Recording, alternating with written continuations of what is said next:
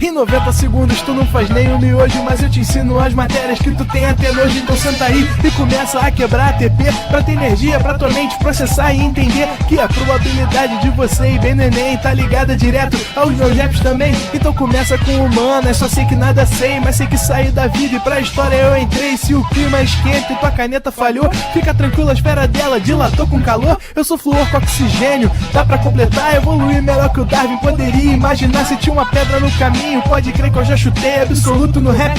Eu nasci pra ser rei, criei uma sociedade aos modelos de Durkheim. O mecanismo dela própria é que diz pra onde vai minha inspiração. Thomas Edison dizia, é 1% e o restante o trabalho que faz. Então senta o rabo aí que eu vou te ensinar. Sometimes rap is the best way to learn, rapá. Eu não compreendo, pero não puedo hacer. É só estudar e ouvir as dicas que eu dou pra você. Confere suas respostas e faz tudo com calma. Manda bem na redação, faz do fundo da alma. Esse é o tópico frasal, ainda tem argumentação. E a resposta pra você eu deixei na conclusão. Se tá nervoso, se acalma pra mandar bem. E se liga nos vídeos que eu te preparo pro Enem.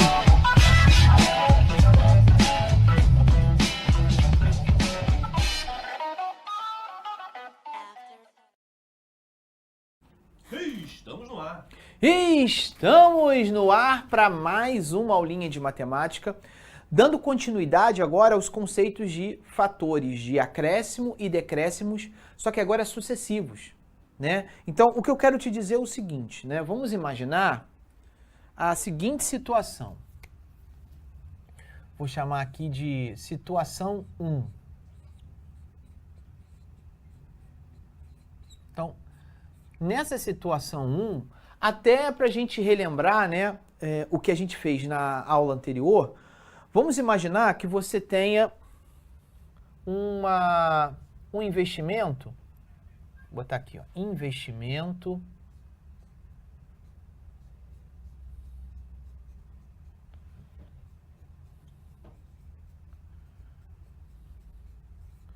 e nesse investimento, é um investimento de risco, tá? Nessa situação não é um investimento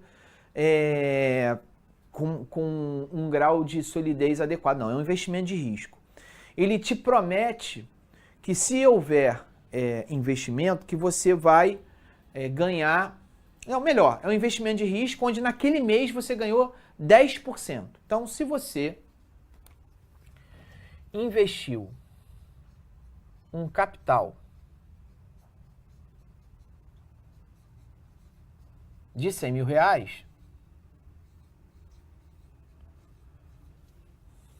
vamos supor que num determinado mês, né, você ganhou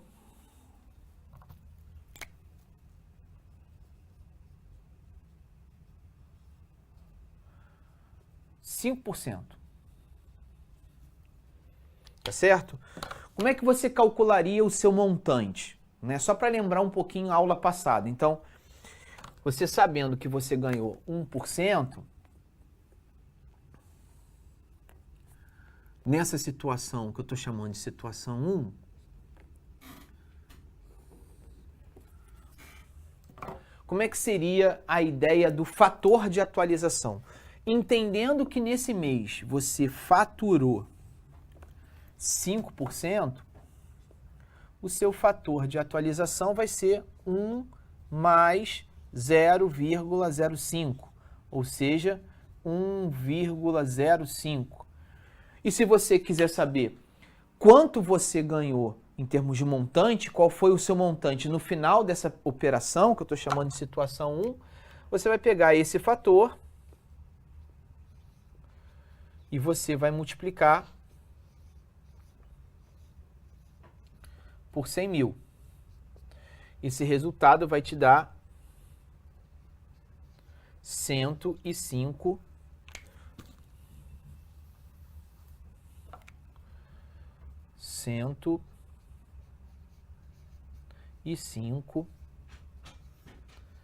mil reais. Bom, estou chamando isso aí de situação 1, não tem, simplesmente relembrando o que a gente fez na aula passada. Vamos pensar numa segunda situação, numa situação 2. Vamos pensar agora no seguinte, olha, você tem o mesmo capital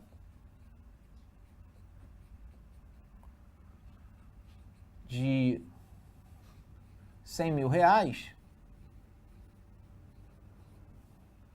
só que num determinado mês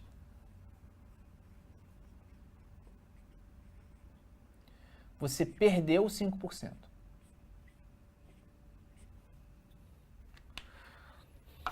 Qual vai ser o seu montante após essa nova operação? Bom, nessa nova operação, que a gente está chamando de situação 2,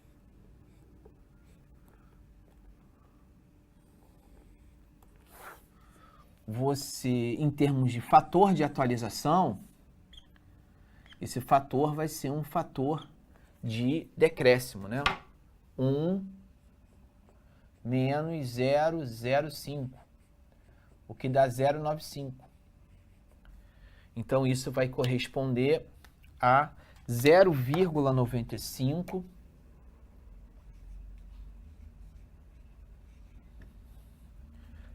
dos 100.000.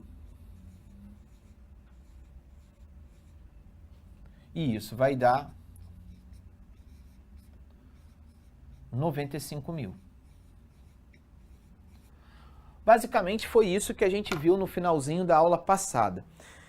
A minha proposta nova, eu vou chamar de situação 3, inclusive, é a seguinte. Vamos supor que não se passou apenas um mês, mas se passaram 2 meses. E nessa situação, você teve no primeiro mês, você teve um ganho de 5% e no segundo mês você perdeu 5%. A pergunta que a gente tem que saber é a seguinte. Nessa ideia de ganho e perda sucessiva, isso vai significar um saldo final de 95.000, de 100.000, de 105.000. Qual vai ser esse novo valor? Né?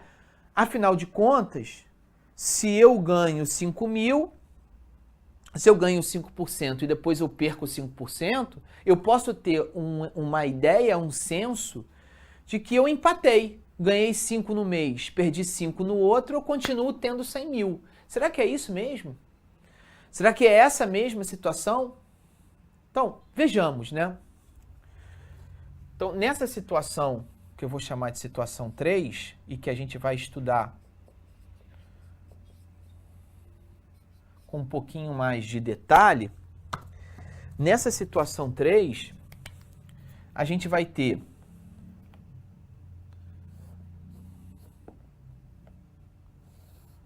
a seguinte situação problema. Eu tenho um capital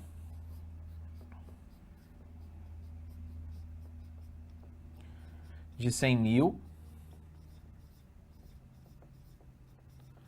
e agora eu vou analisar o montante após 2 meses, 2 meses seguidos, né? Então, a gente vai ter um mês que eu vou chamar de mês 1, um mês que eu vou chamar de mês 2,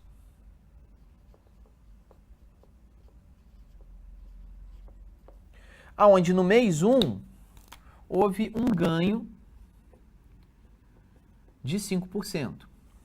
E no mês 2 houve uma perda de 5%. E o meu imaginário, ou seja, o meu senso, pode me trair porque eu tô com uma impressão de que se eu ganho 5 no mês, eu perco 5 no outro, eu automaticamente empatei. Entre ganhas e perdas, eu vou continuar tendo 100.000. É esse que o meu imaginário está me indicando. Né? Vamos ver se isso aconteceu de fato. Então, a gente pode pensar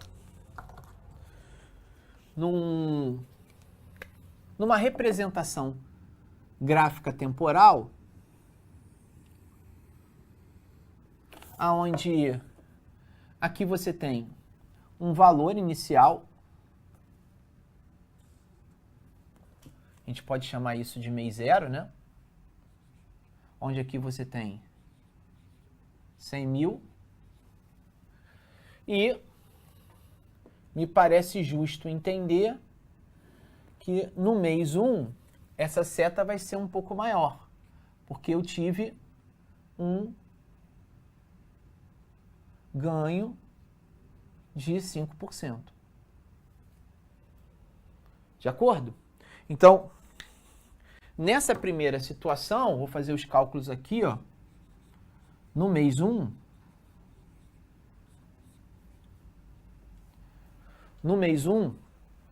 eu vou ter, enquanto fator de atualização, 1,05. Então, mês 1, eu vou pegar 1,05 e eu vou multiplicar pelos 100 mil. E o resultado disso eu já tenho. 105 mil.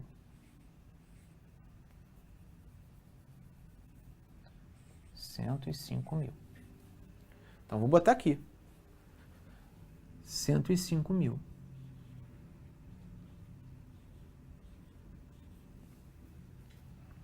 Obviamente que a diferença entre as alturas da seta está em 5 mil reais. Né? Era 100 mil, passou a ser 105 mil. A diferença de nível são 5 mil. Bom, isso corresponde ao mês 1. E aí vem o mês 2. No mês 2,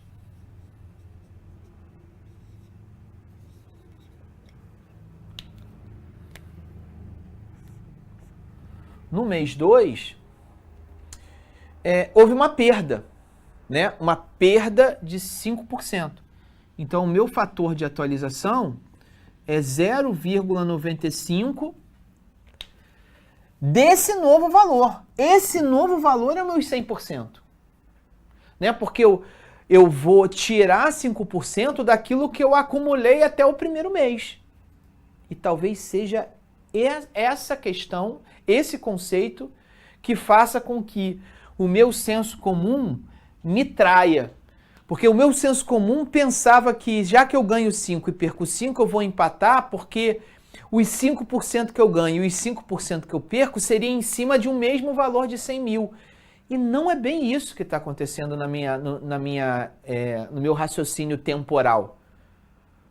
Quando eu ganho 5%, eu ganho 5% de um total de 100 mil. E agora, quando eu perder 5%, eu não estou perdendo 5% desse total de 100 mil. Eu vou perder 5% de um novo total, que é 105 mil. Então não há empate. Né? Não há empate nessa situação, porque os valores referenciais para se calcular esses percentuais são diferentes. Vamos ver quanto é? Então eu vou calcular 0,95 de 105 mil. Ah, esse cálculo aqui é um pouquinho diferente. Deixa eu fazer aqui esse cálculo. Meu diretor, se importa de fazer, por favor? 105 mil vezes 0,95.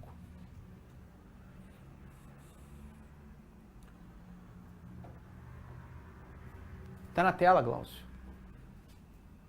Deu na tela aí? Não, aqui não apareceu não, meu diretor. Deixa eu ver aqui. Ah, agora apareceu. 105 mil, 105. Isso vezes 0,95. 0,95. Ah, deu ali. 99750. 99750. Então aqui, ó, nessa minha ideia temporal, essa seta vai ser menor do que a primeira seta que eu desenhei.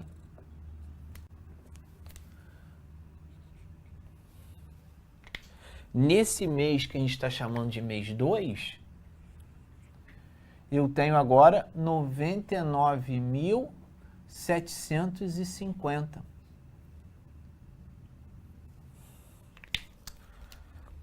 Conclusão, eu não empatei. Eu não empatei. Se eu tivesse empatado, eu deveria ter voltado a 100 mil. E eu não voltei. Então, toma cuidado, né? A primeira coisa que a gente tem que entender na porcentagem é que determinados sensos comuns que a gente tem, eles podem trair na hora que a gente fizer as contas, né? Eles podem ser um elemento, né, que pode nos trair. Então, vamos entender por que o senso comum nos traiu. Porque o referencial da nossa conta mudou. Antes o nosso referencial era 100 mil, depois o meu referencial foi 105 mil. E 5% de 105 mil é maior do que 5% de 100 mil. Então, naturalmente, que aquilo que eu tiro no mês 2 é maior do que aquilo que eu ganho no mês 1. 5% do referente ao mês 1 é um valor inferior a 5% do mês 2. E isso vai fazer a diferença suficiente para eu encontrar um montante diferente daquilo que eu imaginava. Bom, essa é a primeira OBS que eu queria te mostrar. A segunda OBS, de fato, faz menção ao que a gente chama de acréscimos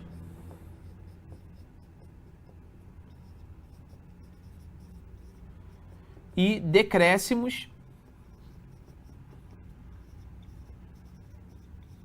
sucessivos.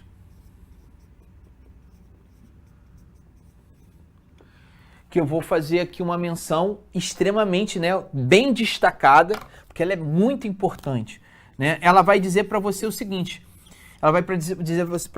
bom, já que esses acréscimos e esses decréscimos, eles são representados por fatores multiplicativos, eu posso resolver essas duas situações, eu posso resolver essa situação 3, em vez de resolver essa situação 3 em duas tacadas, eu posso resolver em uma única tacada. Eu posso fazer essa situação 3, em vez de fazer em duas operações, eu posso fazer numa única, digamos, num único pensamento. Talvez não numa única operação, mas num único pensamento. E qual seria esse? Bom, qual foi o valor inicial da operação? 100 mil.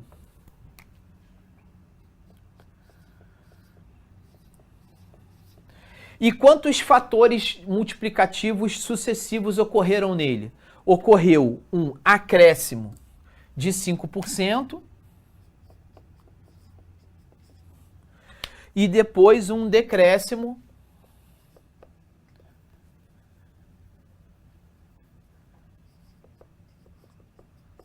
de 5%. Essa operação vai representar rigorosamente as duas operações que eu fiz em tempos distintos. E por que eu posso garantir isso? Porque a primeira operação está representada nessa primeira multiplicação. Isso aqui, esse resultado, vai dar os 105 mil. E esses 105 mil depois vai ser multiplicado por 0,95.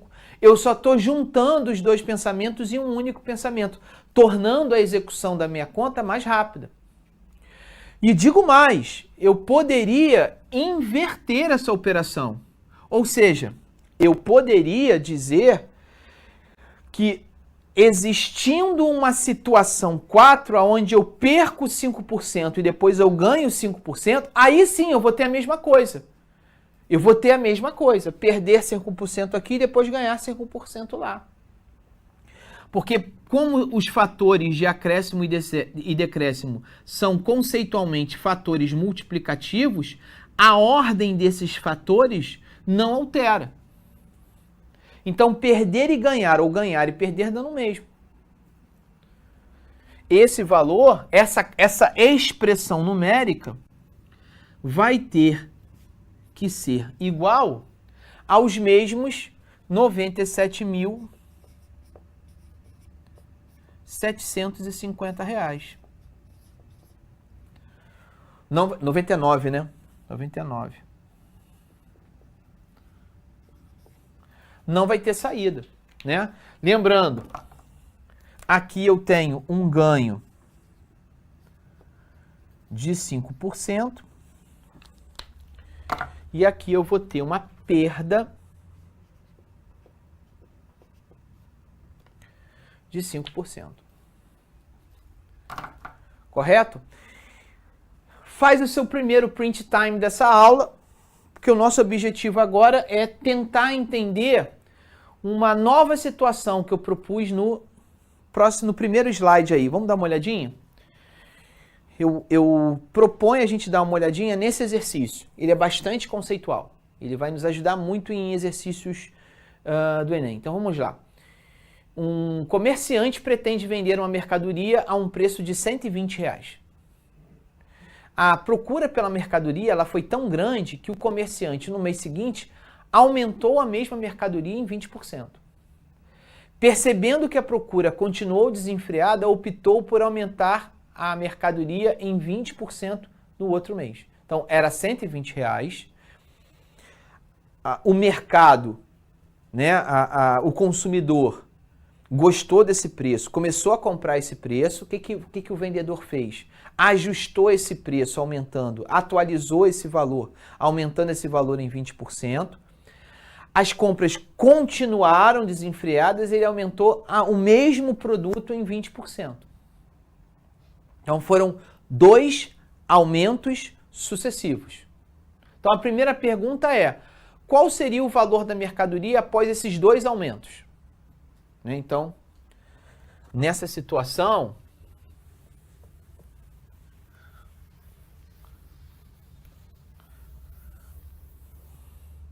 vou botar aqui como exemplo.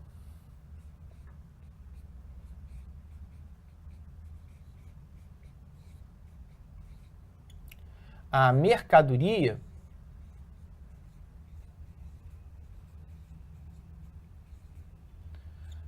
custava R$120.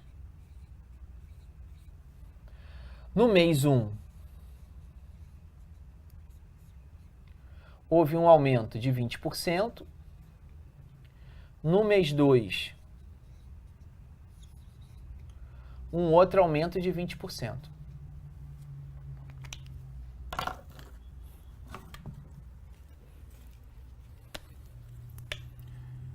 Nesse exemplo em especial,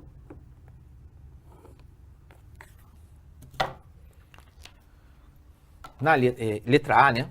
Nessa letra A, qual seria a expressão que resulta no que a letra A pede? Você tinha R$120, houve um aumento de 20%, então vamos pensar no fator de aumento. 1 mais 20%, 1,2. Então, 1,2 primeiro mês, 1,2 segundo mês.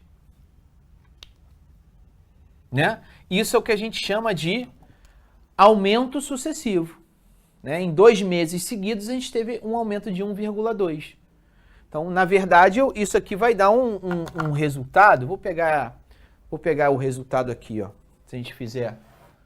já está fazendo, meu diretor ali, está fazendo? 1,2 vezes 1,2... Deixa eu sair também da tela. Vezes 1,2 vezes 120. Isso vai dar R$ 172,80.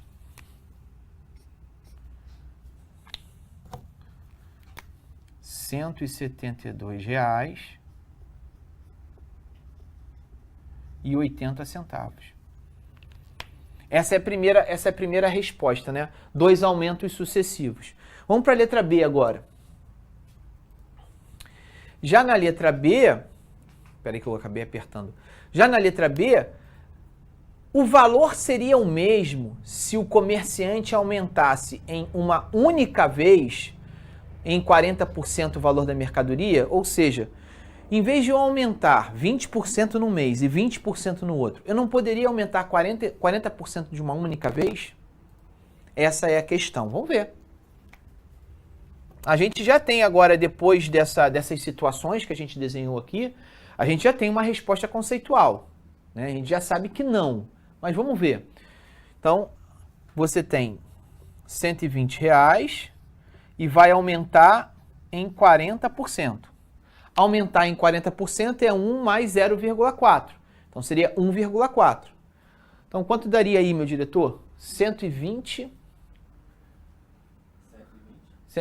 vezes 1,4. 120 vezes 1,4. R$ 168. R$ 168. Né? Observa que você aumentar de uma vez só em 40% te oferece um aumento nominal menor do que você fazer 2 aumentos sucessivos de 20%. E qual é a justificativa conceitual para isso? É o referencial. O primeiro aumento de 20% que você faz é em cima de R$ 120. 120 vezes 1,2 dá R$ 144. Agora, o próximo aumento de 20% não vai ser mais em cima de 120, vai ser em cima de 144. Aqui você está aumentando 40% em cima dos R$ 120. Então, a mudança de referencial daquilo que você vai aumentar, obviamente, vai impactar o seu montante. Correto? Graficamente falando, na letra A,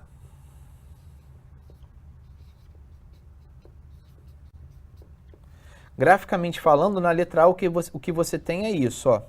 Você tem um gráfico temporal, onde você tem um mês 0, 120, um mês 1,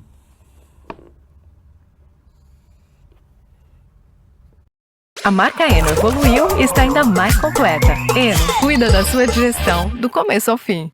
Consórcio Premiado Bradesco. Conquiste sua nova casa em até 190 vezes ou seu novo carro em até 90 vezes, tudo sem juros e sem entrada. E ainda concorra a R$500 mil com o Consórcio Premiado Bradesco. Simule já. Com o Bradesco você conquista. Consórcio Bradesco. Foi isso que aconteceu na letra A. Né? Já na letra B, o que a gente encontrou na letra B?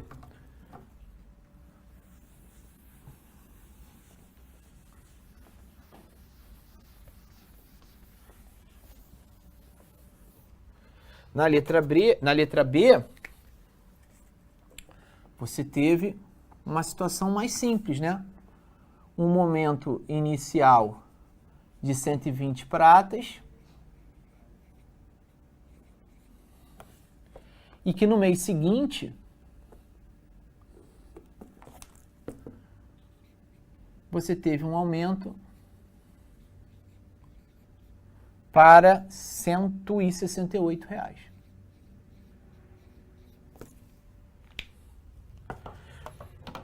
Aqui você teve, por que não dizer, um aumento linear de 40%. E aqui não, você teve um aumento exponencial.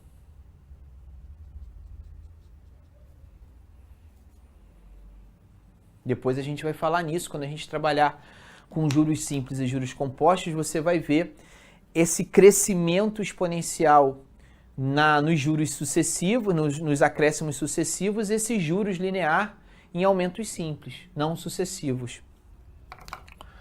Bom, beleza. E vamos para a letra C, que é bem interessante a letra C.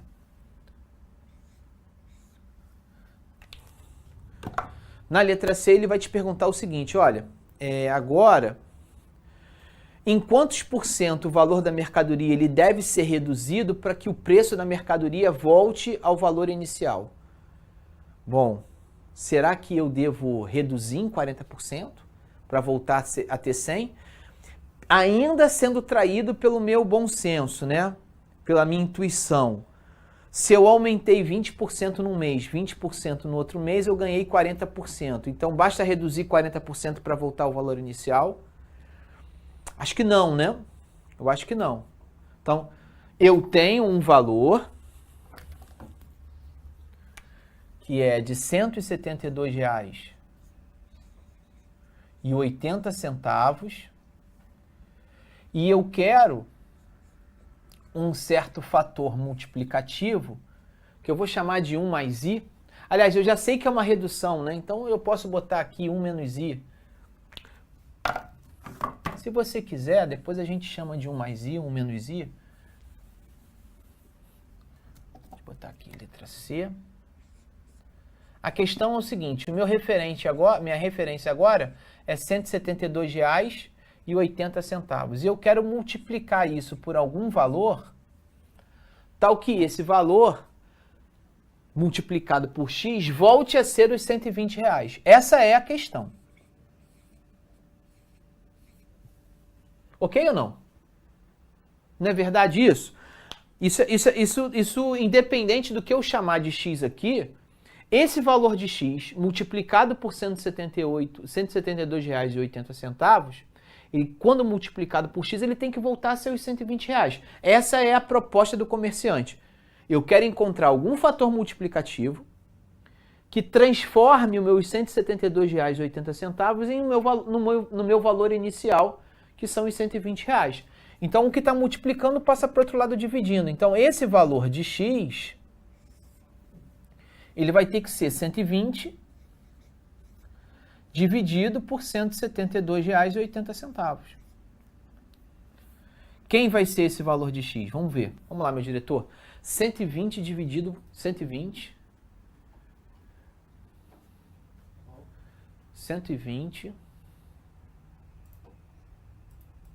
dividido por 172,80. 72,80. Então eu vou encontrar como resposta, ó, vou botar aqui 0,69, aproximadamente igual a 0,69, aí depois vem 4, 4, 4, etc. Essa foi a resposta que a gente encontrou.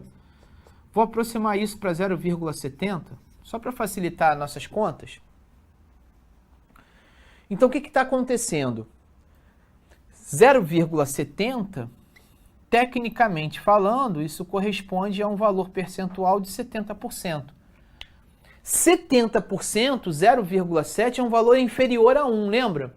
E eu comentei que fatores multiplicativos inferior a 1 é um fator de decréscimo. Isso corresponde a um fator do tipo 1 menos 0,3. Né? Concorda que 1 menos 0,3 dá 0,7? Então, o que me interessa, basicamente, são essas duas informações. Um desconto de 0,3. Eu descontei 0,3. Então, aqui, eu tenho que descontar 30%. Respondendo ao problema, né? Vamos dar uma olhadinha no que o problema me pergunta. No final das contas, então, em quantos por cento o valor da mercadoria deve ser reduzido para que o preço da mercadoria volte a ser o valor inicial? Então, eu devo reduzir esse valor em 70%. Eu devo tirar 30%.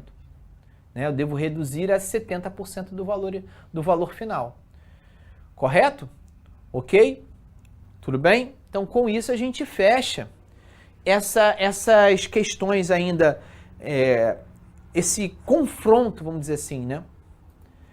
Entre a minha intuição e o conceito matemático. A minha intuição me leva para um direcionamento, me leva para uma direção que não é a direção matematicamente correta, financeiramente correta. E a gente viu isso, né? A gente viu que realmente tem algum caosinho ali que precisa ser pensado. Correto? Bom, agora a gente pode transformar isso em uma fórmula. Né? Então, se em caso de eu ter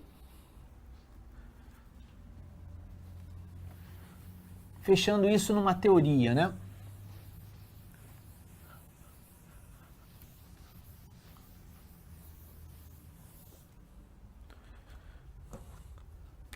Em relação a fatores sucessivos, então, fatores sucessivos.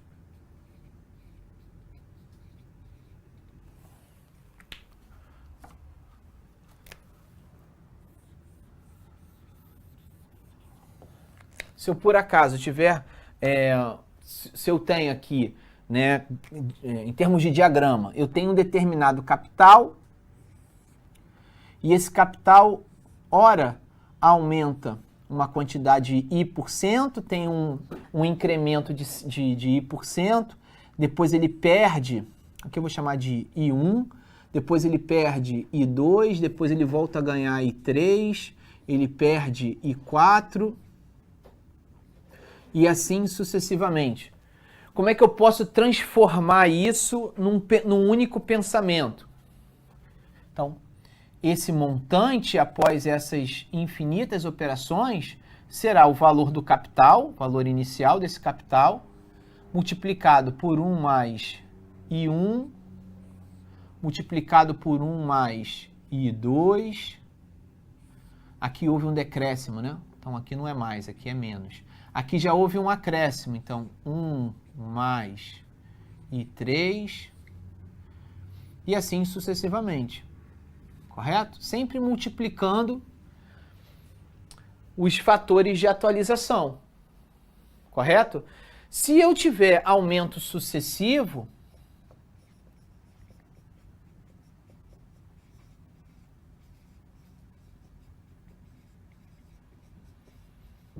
considerando agora que esses aumentos são sempre os mesmos, como aconteceu no problema, né? Eu sempre quis aumentar em 20% no mês 1 e no mês 2. Então, considerando que a taxa de incremento é constante, esse montante ele vai ser capital que multiplica 1 mais I, vezes 1 mais I, né? Vezes até essa situação assim quiser, né? Se houve um aumento sucessivo de n vezes, é 1 mais i vezes 1 mais i n vezes. Isso aqui define uma potenciação, né? Então, isso aqui corresponderia ao capital C multiplicado por 1 mais i elevado a n. Tenho certeza que você já viu isso em alguma fórmula de matemática financeira, seria a fórmula dos juros compostos, né? Deixa eu só...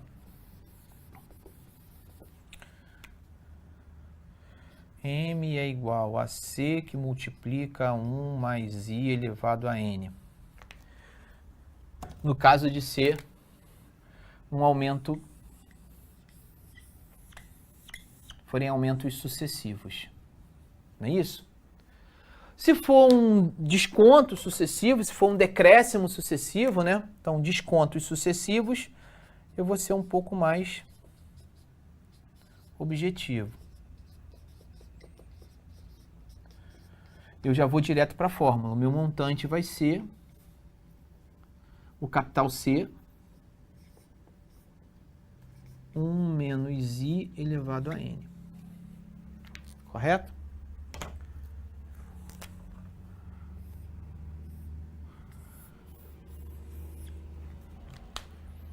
E é claro, né? Sempre que eu puder, eu vou me utilizar desse atalho lógico para resolver as questões de uma maneira um pouco mais rápida. Tá ok? Tá certo? É hora do seu print time. Printou. Com isso, a gente pode fazer pelo menos mais uma questãozinha. Então, vamos dar uma olhada num exercício que apareceu. Uma pessoa aplicou certa quantia em ações.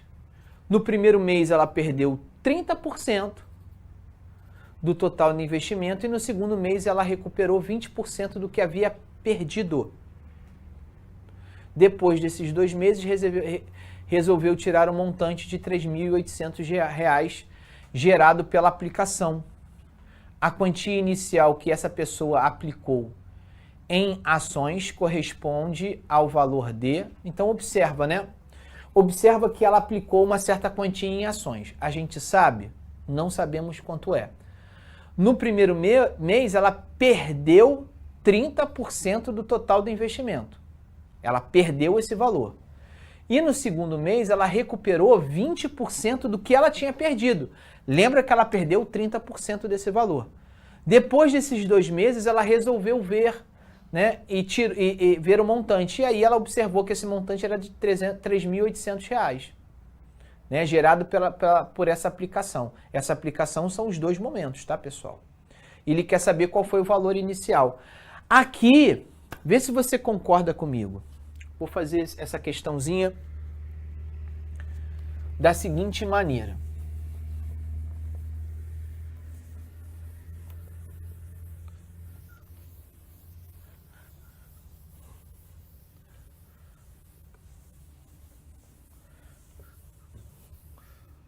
Questão 1.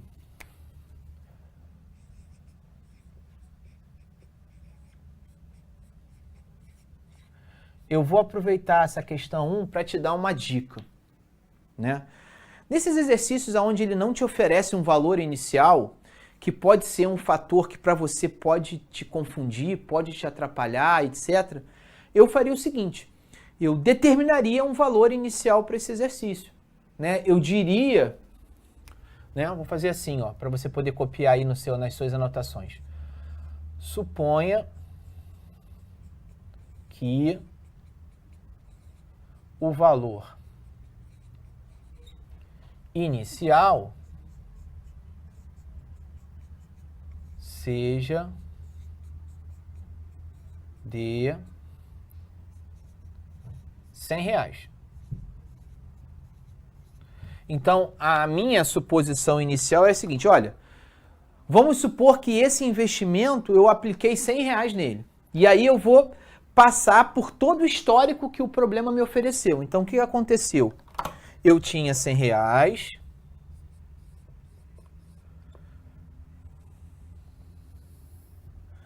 Eu tinha R$100.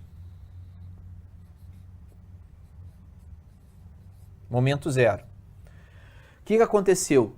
Eu perdi 30%. Então, houve uma perda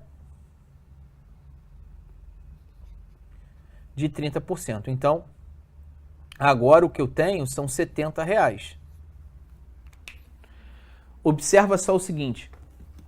Observa agora meu esquema. Dos R$100, eu continuei mantendo R$70. Só que eu perdi R$30. Como é que eu tenho tanta certeza agora de que eu perdi 70 e que eu perdi 30? Esse número que eu inventei de R$100, ele foi muito bem-vindo, né?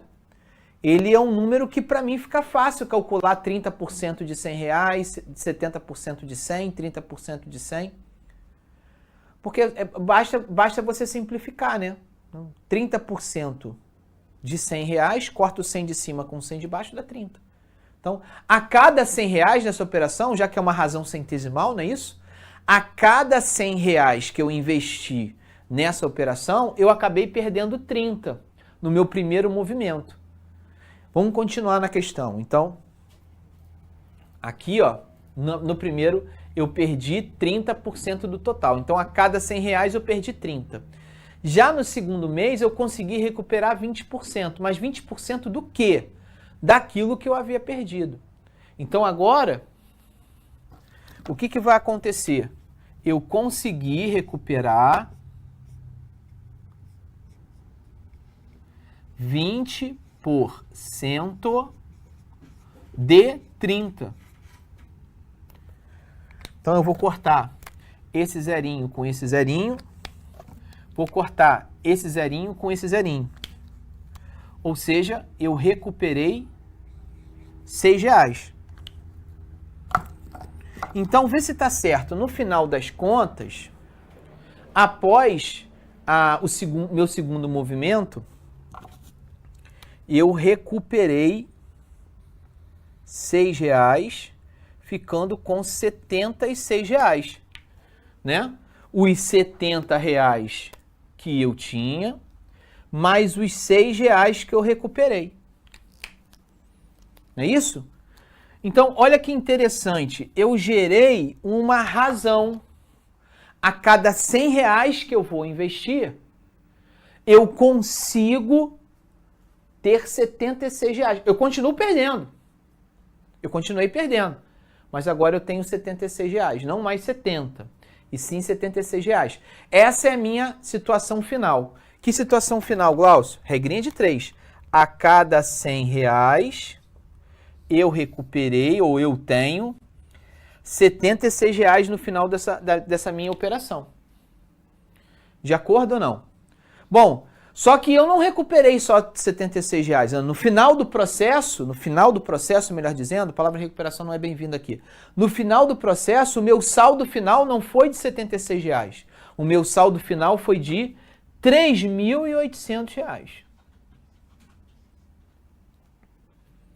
E a pergunta que eu faço é o seguinte, bom, se a cada R$100 o meu saldo final é de 76, qual deve ser o meu valor final, o meu valor inicial, que eu vou chamar de capital, que vai me gerar um saldo final de R$3.800? Agora, é uma regrinha de 3, tudo que eu tenho que fazer é multiplicar cruzado.